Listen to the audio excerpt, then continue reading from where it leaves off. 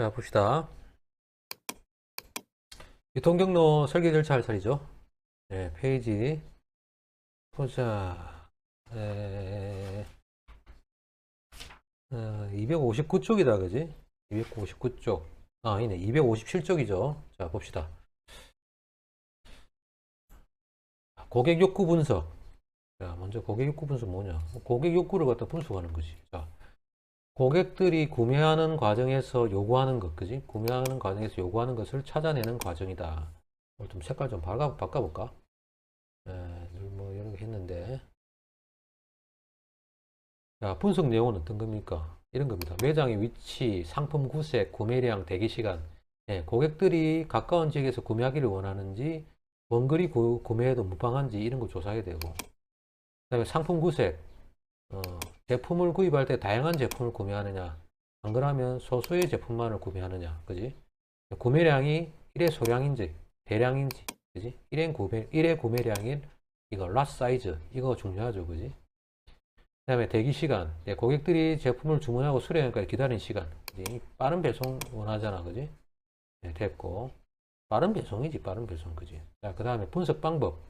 자, 이거 분석할 때 우리가 그냥 하는 게 아니고, 뭐, 예전에는 뭐, 소비자들 다 설문지 만들어 가서 했는데, 단순한 설문지가 아니고, 이 컨조인트 분석이라는 게 있습니다. 컨조인트 분석이라고 하는 게, 여러분들 이제 나중에 이제, 뭐 비용 편익 분석이라든지 경제성 분석 들어가면 다 배우고, 그라 아니면 뭐 대학원 가서도 배우는데, 자, 컨조인트 분석 이겁니다. 이건 어떻게 하는 거냐면 소비자들이 제품을 선택할 때 중요하게 생각하는 속성들. 그지? 예를 들어서 뭐 자동차가 있다면 나는 자동차 바퀴가 중요하다. 자동차 바퀴, 그 다음에 자동차 색깔, 그지?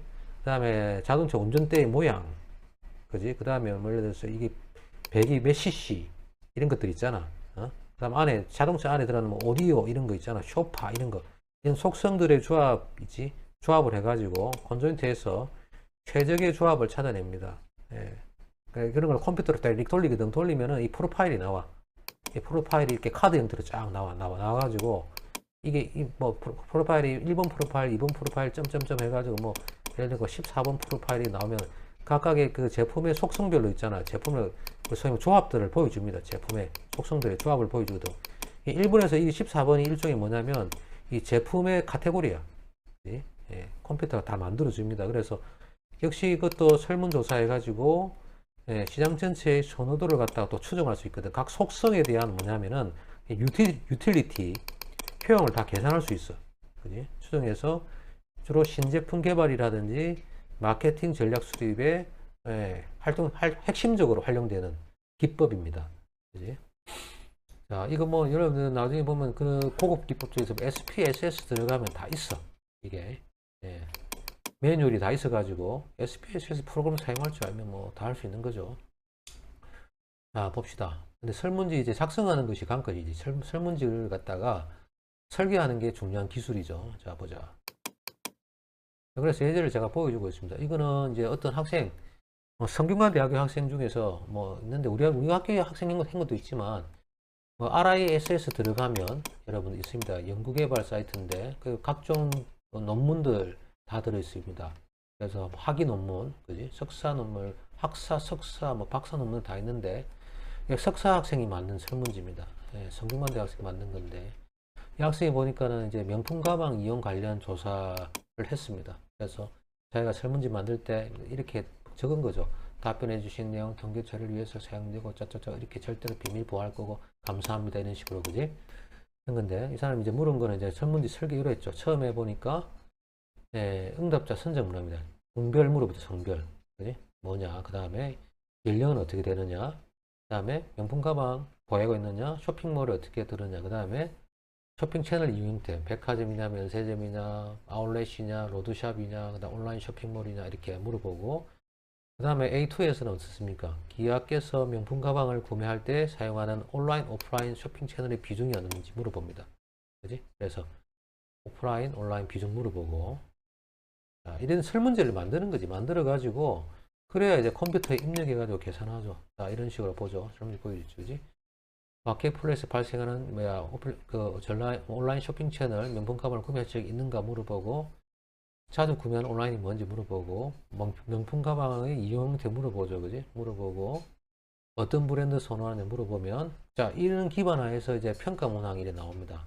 자, 10원에 보면은 뭐 제시되는 제품 중에서 가장 선호하는 제품부터 가장 선호하는 제품까지 순서대로 점수를 매겨 주십시오. 자, 1번에서 14번째. 이게 카드입니다. 이게 아까 우리 말했던 그런 그 속성을 갖다가 넣으면은, 자, 컴퓨터가 이렇게 14개의 카드를 갖다가 만들어 줍니다. 아이디 돼 있잖아, 그지? 이렇게 보니까 뭐 브랜드하고 쇼핑 채널하고 가격이라는 속성이야. 이 속성. 이 세 가지 속성을 가지고 해보니까 브랜드도 보니까 종류가 MCM이 있고, 미우미우가 있고, 루비통. 브랜드는 세 가지밖에 없잖아, 그지? 그 다음에 쇼핑도 온라인, 오프라인 두 가지밖에 없고, 범주가. 가격도 100만, 150만원대, 200만원대, 100만, 그 다음에 50만원대, 100만원대. 네 개의 범주가 밖에 없잖아. 그래서 속성은 브랜드 쇼핑 채널 가격 가지고 각각의 갖고 있는 범주를 가지고 뭡니까? 컴퓨터가 막 조합을 갖다 만들어 주거든. 데리릭 돌려. 그러면 14개의 제품 카드를 보여줘. 1번 카드는 보니까는 브랜드는 MCM이고 온라인이고 150만원대 가격대 상품이고 2번 때는 보니까 미우미우 오프라인 100, 200만원의 상품이고 쭉쭉쭉 이런 식으로 가가지고 14개의 카드가 있단 말이야. 그러면 요거에서 가장 선호하는 걸 가지고 소비자들은 번호를 매기거든. 매기면은 컴퓨터 다시 그거 가지고 어떻습니까? 계산해서 이 속성들의 이 제품에 대한 뭡니까? 우선순위를 갖다가 매겨줍니다. 이렇게 하는 방식이 뭐냐면은 우리가 말하는 컨조인트 분석입니다. 방금 얘기했잖아, 그지? 명품의 선택 속성, 속성별 하위 수준, 선택 속성, 그지? 자, 속성 있고 하위 수준, 속성 수준이 잘 보니까는 브랜드에는 이 세 가지가 있고 채널은 두 가지가 있고 가격대는 네 가지 있고 하위 수준. 그래서 스테이터에서 뭐 18이 아니고 뭐 스테이터 버전이 있을 거 아니야, 그지? 직교 설계를 합니다. 직교 설계라는 게 있어, 옵션에. 그래서 이 오더널 디자인을 하게 되면 14개의 뭡니까? 제품군을 갖다가 소비자들이 선택할 수 있는 제품군을 갖다가 카드를 갖다가 제시를 해주면 소비자들은 이 카드 안에서 어떻습니까? 제품군을 갖다가 선택하면 된다는 거죠. 순위를 매겨주면 된다라고 하는 거지. 그지? 됐죠? 이런 식으로 되는 겁니다. 마지막에 이제 인구 통계는 물어보죠. 결혼했는지 안 했는지, 그 다음에 학력 수준이라든지 직업이라든지 다 물어봅니다. 이런 식으로 설문지를 설계를 하면 돼. 그러니까 여러분도 비슷하게 만들어 봐가지고 SPSS에다가 입력해가지고 옵션 찾아서 삑 돌리면 결과가 나오죠. 각각의 자기 소득 수준 범위도 나오고, 그지? 자, 됐죠? 이런 식으로 뭐 하냐면은 앞에 봤다시피 뭐 할 수 있다? 뭐, 제가 뭘 보여준 겁니까? 이거 보여준 거잖아, 그지? 고객 욕구 분석을 한단 말이야. 그지? 그냥 주먹구구식으로 하는 게 아니란 얘기야. 자, 그 다음에 경로 목표 설정. 자, 경로 목표 설정하죠. 유통경로 설계 절차의 첫 번째 고객 욕구 분석을 하고 그 다음에 경로 목표를 설정합니다. 자, 경로 목표가 보니까 뭐냐?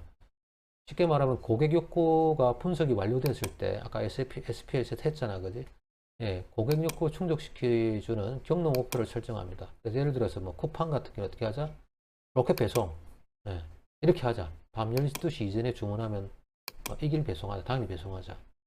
마켓컬리, 샛별 배송, 신선 배송 어떻게 합니까? 11시까지 주문하면 다음 아침에 신선도 유지해가지고 배송하자. 이런 경로 목표를 설정합니다. 그지? 그래서 경로 목표는 크게 5가지의 특성을 가지고 합니다. 첫 번째 제품의 특성, 그 다음에 중간상의 특성, 경쟁적 특성, 그 다음에 자사의 특성, 이 환경적 특성을 고려해가지고 경로 목표를 설정합니다. 그래서 제품 특성, 뭐 부패하기 쉽거나 직업상 위험이 있는 경우에는 직접 통하고 부피가 크면은 짧은 경로를 선택하고 또는 고도의 전문성, 기술이 요구되면 직접 설치해 주죠, 그지? 비싼 것들, 그지? 단가가 낮으면 긴 경로, 그지? 별로 걱정, 위험 부담이 작으니까 높으면은 직접 가서 설정합니다. 그 다음에 중간상의 특성. 중간상이 생산자 요구 수준을 수용할 수 있는지 또는 어떻습니까? 생산자 제품의 유통과 관련해서 전문성이 있는지, 그지? 그지? 경쟁사의 제품을 취급하고 있는지 등을 파악해서 경로 설계에 반영이 되죠. 만약 이 중간상이 만약에 전문성이 없다면 고가 제품 넣어가지고 파손해버려가지고, 그지? 고객들이 엄청난 컴플레인을 갖다가 요구할 거 아니야, 그지? 맞죠? 예. 그다음에 다른 자기 제품만이 아니라 다른 제품 취급하면 어떻습니까? 고객한테 빨리 신속하게 전달해야 되는데 전달이 늦게 돼가지고 또 컴플레인이 발생할 수 있고, 그지? 그래서 중간상의 특성을 잘 파악, 이거 중요합니다. 그다음에 경쟁력 특성, 우리 제품하고 유사한 유통경로를 선택할 건지 또는 아니면 차별적인 다른 제품하고 다른 회사 제품하고 차별적 유통경로를 선택할 건지, 그지? 이것도 중요하잖아, 그지? 어. 결국은 속도, 그 다음에 안전성, 안전하게 배달되는 거 이 문제잖아, 그지? 그 다음에 자사의 특성, 우리 회사의 규모라든지 자본력이라든지 마케팅 전략, 이거 감안해가지고 중간상에 당연히 수준하고 그 어떤 유통 경로의 길이를 갖다가 결정해야 되겠죠, 그지?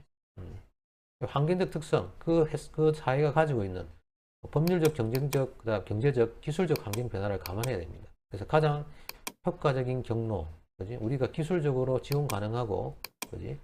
경제적으로도 나름대로 어떻습니까? 또 괜찮은 동네인지, 또는 법률적으로 뭐 사회주의인지 공산주의인지, 그지? 예. 우리가 시장에 쉽게 진입할 수 있는 시장인지, 그지? 이런 걸 갖다가 봐야 되겠지, 그지? 그게 경로 목표 설정을 하는데 중요한 특성들이다. 됐죠?